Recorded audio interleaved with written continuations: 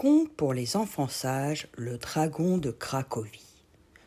Chapitre 1. Le dragon dans la ville. En ce temps-là, à Cracovie, tous les gens étaient heureux. C'était une belle ville avec de jolies maisons, des clochers très hauts. Les marchands vendaient toutes sortes de bonnes marchandises.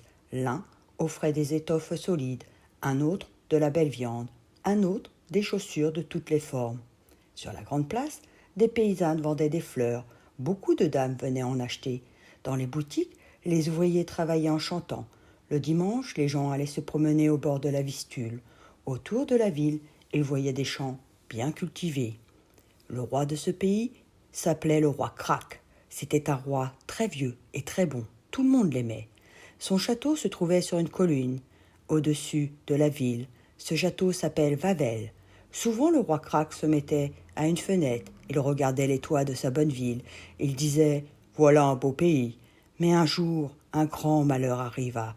Une bête affreuse s'approcha de la ville. C'était une grosse, très grosse, couverte d'écailles. Elle avait une gueule garnie de dents terribles. Sa queue s'enroulait et se déroulait. La bête marchait très vite, car elle avait 4 pattes et 2 ailes. Cette bête effrayante s'installa dans un creux de la colline sous le château, et elle commença à dévorer chaque soir des vaches, des chevaux, des moutons. Elle dévora aussi des gens. Alors, Cracovie devint une ville triste. Chapitre 2. Comment tuer le dragon. Maintenant, tout le monde avait peur à Cracovie. Le soir, on entendait un grand bruit. C'était le dragon de Wawel qui rugissait. Les gens criaient « Attention, attention, le dragon sort, voici le dragon !» Alors les paysans appelaient vite leurs chevaux. Les bergers faisaient entrer leurs vaches, leurs moutons. Dans la ville, les gens fermaient portes et fenêtres. On se demandait « Où est le dragon? Où va-t-il aller? Qu'est-ce qu'il va dévorer ce soir ?» Chaque jour, le dragon tuait ainsi tantôt une bête, tantôt une personne.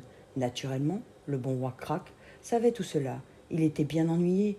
Il dit tristement un jour « Si je n'étais pas si vieux, moi, j'irais combattre le dragon. » Un chevalier lui répondit « Je vais y aller, je vais le tuer ce dragon, et la ville sera de nouveau tranquille. » C'était le chevalier le plus courageux de tout le pays.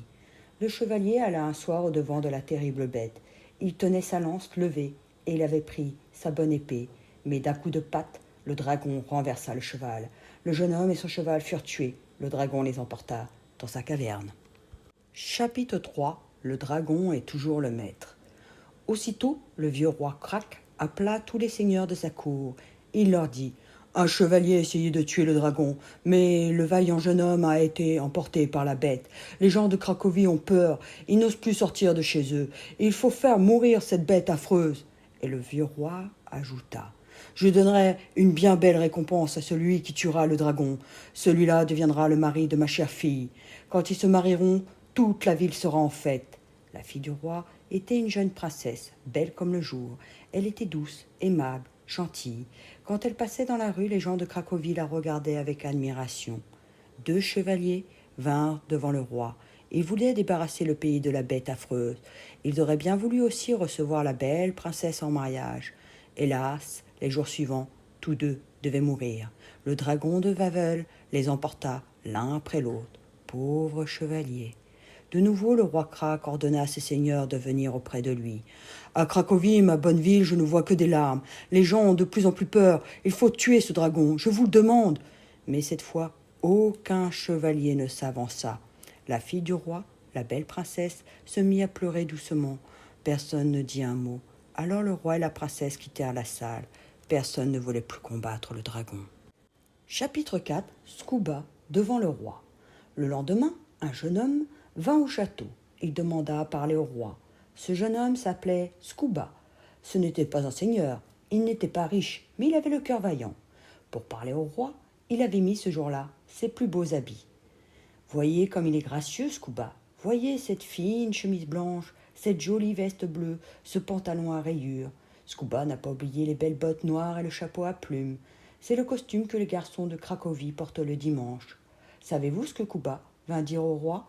Qu'il est capable de tuer la vilaine bête. »« Mais, dit le roi, tu n'es pas chevalier, tu ne sais pas tenir une lance ou une épée. » Alors le courageux garçon répond « Ce n'est pas de cette façon que je tuerai le dragon, je m'y prendrai autrement. » Scouba explique au roi ce qu'il fera. Les seigneurs qui sont là écoutent avec attention. La belle princesse écoute elle aussi. Elle pense que ce garçon est courageux calme, intelligent. Elle dit tout bas, « Je voudrais qu'il réussisse, oh pourvu que le dragon ne le tue pas, celui-là. » Quand Scooba finit ses explications, le bon roi Crac lui dit, « Mon cher garçon, essaie de faire ce que tu m'as dit. Bonne chance, brave Scooba. » Scooba quitte aussitôt le château et repart chez lui. Il a le cœur joyeux. Chapitre 5. La mort du dragon. Alors Scooba prend la peau d'un mouton.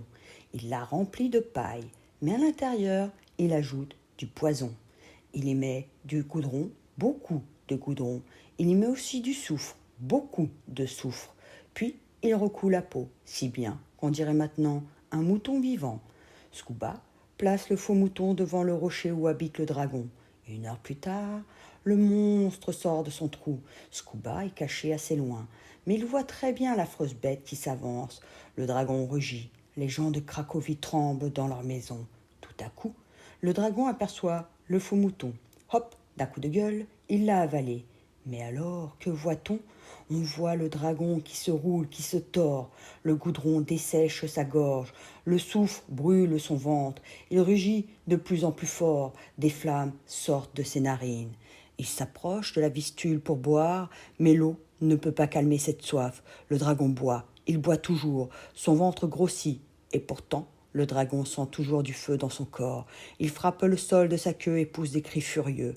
Il boit encore, et son ventre grossit encore. Soudain, il tombe mort. Son ventre a éclaté.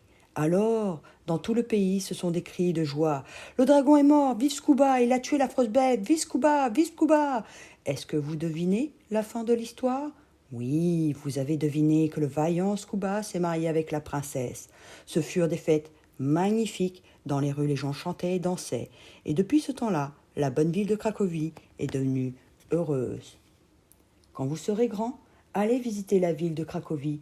Vous verrez ses jolies rues, ses hautes églises. Vous verrez la belle vistule qui coule au pied de la ville. Tout en haut de la colline, vous verrez le château du roi, avec ses tours et ses clochers dorés. C'est le château de Wawel. Vous verrez aussi la caverne du dragon, mais maintenant, elle est vide. Aux petits, moyens, grands kids et à tous les adultes, merci d'avoir écouté les contes pour les enfants sages, le dragon de Cracovie aux éditions Istra, et on se retrouve bientôt pour de nouvelles aventures.